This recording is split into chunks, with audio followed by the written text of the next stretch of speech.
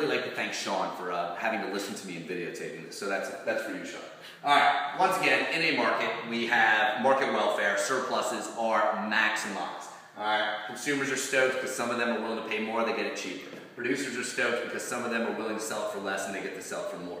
However, we know that the government, in their infinite wisdom, sometimes decides that they employ their normative judgments, not positive judgments, and say, these prices, too high. Okay, one such example would be rent control, for example. People got to live somewhere, right? All right, so this is the equilibrium price for apartments. All right, this is the equilibrium quantity for apartments. Consumer, producer surplus, maximized. Now, the government says these prices are too high for apartments. We need to set a maximum price, and that's where we get a price ceiling. Okay, so you get a price ceiling. Well, what happens when you get a price ceiling? Okay, well, sure.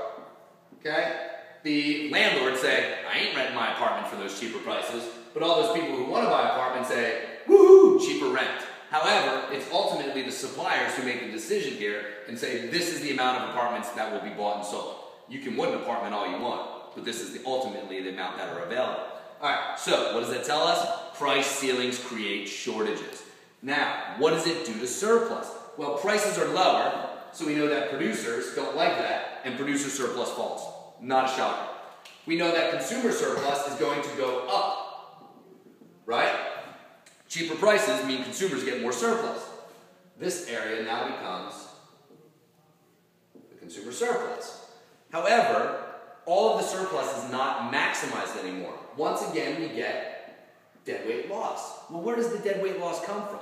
It comes from the falling of the amount that is bought and sold. All right? These are the amount being bought and sold, but there are some people who are still wanting to buy the apartment that can't get one. So their surpluses are not going to be maximized. So producer surplus falls, consumer surplus rises, but all the surplus that was there before, some of it has just gone poof, okay? The consumers didn't get all of the lost producer surplus. Some of the surplus is deadweight loss.